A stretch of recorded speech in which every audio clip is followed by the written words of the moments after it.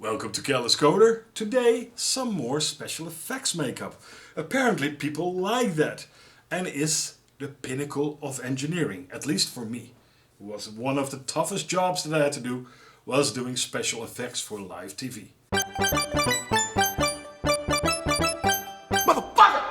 So as most of you guys know, I used to work in the special effects and visual effects industry. Now I dropped into the special effects world very much by chance. Because I used to be a performing mentalist, a stage hypnotist, and I used to create my own effects. Als ik nu vraag wat is je naam, blijf maar eens kijken, wat is je naam?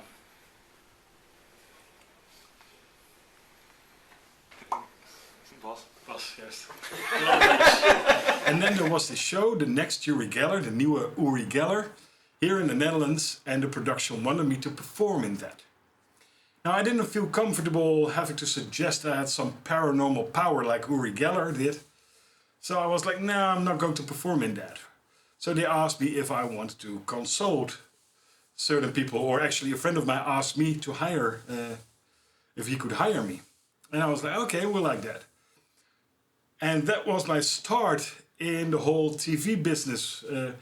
Like my former boss always said in IT, it's not what you know, but who you know.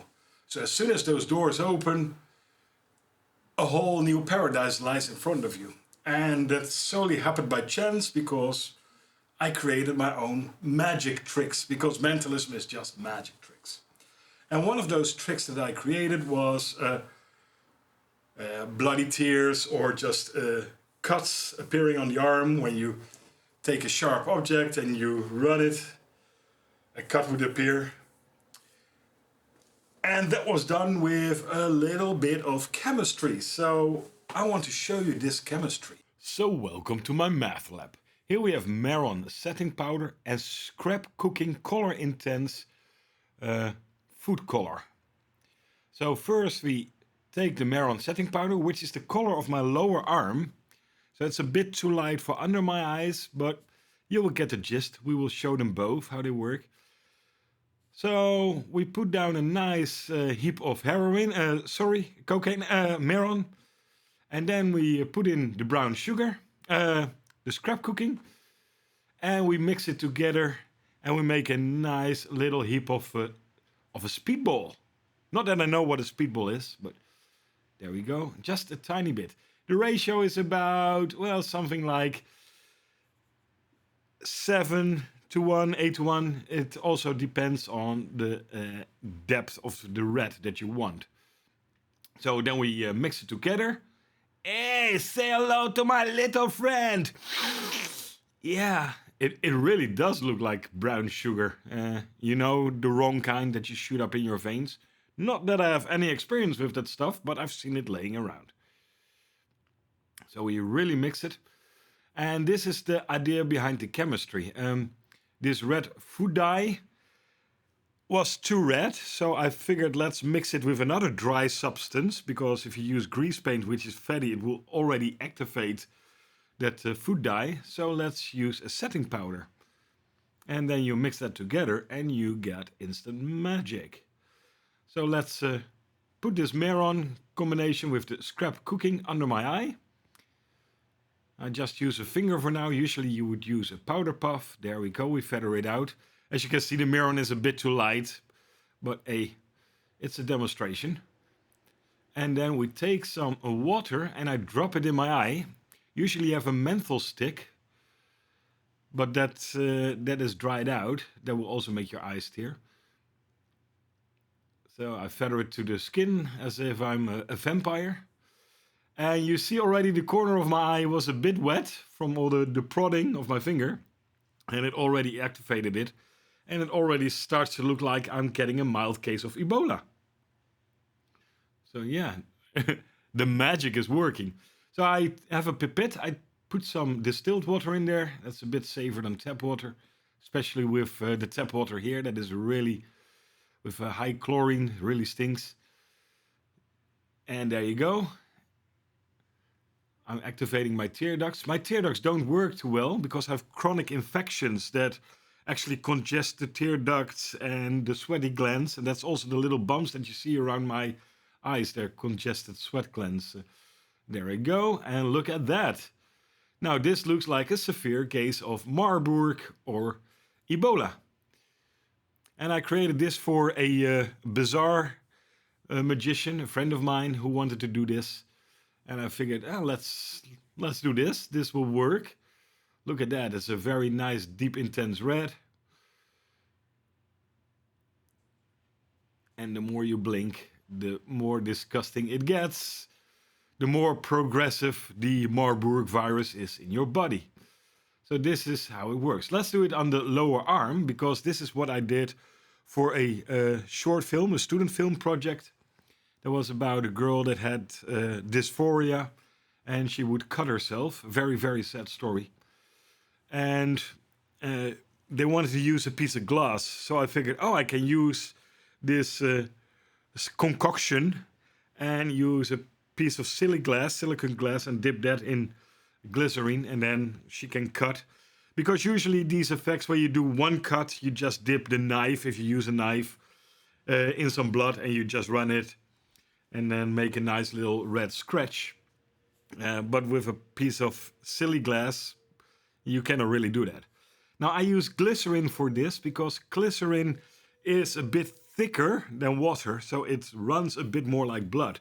And it also activates it a bit slower.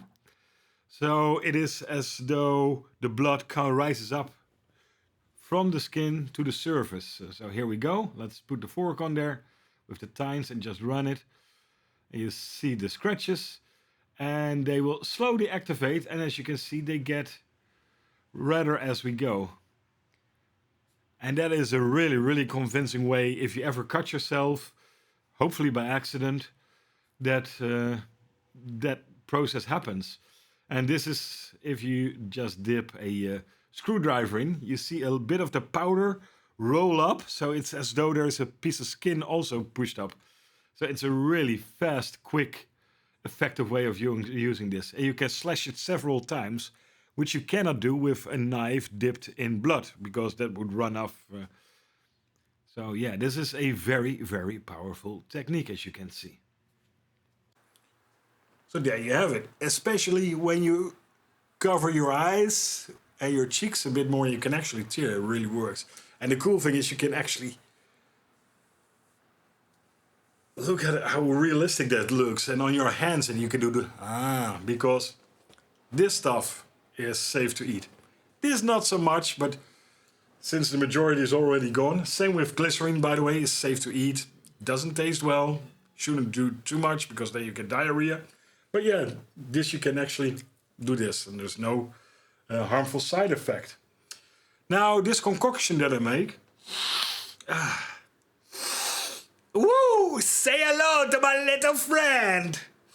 Yeah, is now actually for sale, or has been since 2014, but I never came across it back then, because once you know something, you always use it. It's now created by Krylon. It's called the Krylon Bloodpowder. So I'm curious how that looks and how that works, if it is as useful as the stuff that we created and demonstrated. So let's have a look after I clean myself up, because right now I'm wanted in 12 provinces for alleged murder.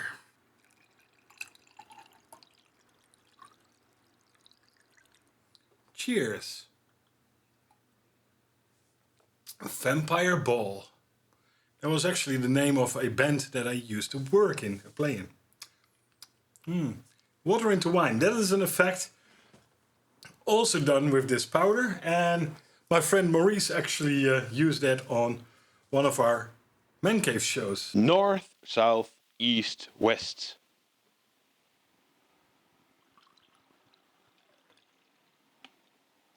French wine is the best.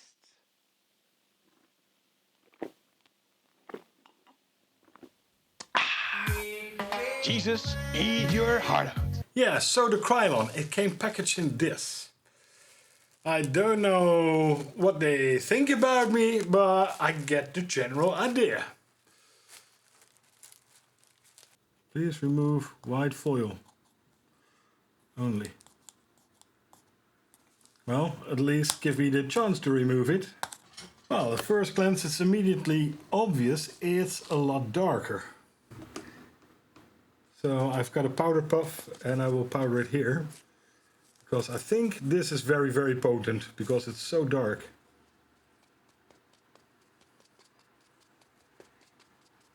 And this is the way how you actually apply it with powder puff. So the Moment Supreme, let's dip it in some glycerin. Ooh, that's a bit much. And oh my god, yeah, it's not as potent as mine. Mine looks so much darker. They do have the same slow trigger. That's what I really like about it. It's not instant, but it is pinkish. Now, of course, in movie you can adjust that in post, but no, mine is actually better. Let's try it under the eyes. Let's drip my eyes again. I don't like this part. And it's pinkish. Here I try it again on my arm just to confirm. Because in the camera screen it's always harder to see. But yeah, it's more translucent. It's more pink compared to my concoction. And mine I can regulate. This I cannot regulate. I can add more or less of this color powder to it. So yeah, it works, but I prefer mine. So there you have it. We tried the Krylon powder compared to my own powder. And I have to say, I don't really like this Krylon. It's very, very pinkish. It took a while for the blood to start running and to show, where mine is just, and it's there. So yeah, I'm not really convinced about this. It is around 20 euros for 20 grams, so it's not really that expensive. What I do like from them is how it dries. If you touch somebody with this, look at that. That really looks like dried blood on somebody's skin that was touched. Stage blood doesn't really dry that way. You have special concoctions to do that. But this actually works, and it's cheaper than those concoctions. They are alcohol bloods that look dried. This actually is very, very, very reminiscent of that.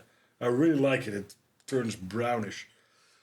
But when you cry tears, they need to be intense red. And this was very pinkish. Like, yeah, mine is therefore better. And people ask me, how do you solve these problems? And it's just like MacGyver. You check what you have. You know that we have powder that if you add a tiny, tiny little amount, you can color a whole cake an intense, deep red. So then it becomes a matter, how do you stick it to your face? Because it's obviously red. So you need to camouflage it. Well, then it's logic, because it's so intense, so concentrated, you just need a tiny bit, and you mix it with a setting powder that sits on the face. And then you just make sure you tear. I usually use a menthol stick. Mine is completely dried out after 15 years, so that doesn't really work anymore. But yeah, that is how I solve these problems, one step at a time. Special effects for live TV or /theater are a step up on special effects for movie, because we cannot cut, we cannot hide stuff. We have to do it in the moment. And that puts an extra dimension of complexity to it. I like doing special effects for recorded shows a lot easier and a lot more, because it was easier than doing the stage stuff. Doing that stage stuff for the next Uri Geller was some of the hardest work and most stressful work I've ever done in my life. And I will do a couple of videos on where I show those effects that I created and how they actually worked, because it is a pinnacle of engineering in most cases. So I hope you learned something, and see you in the next one.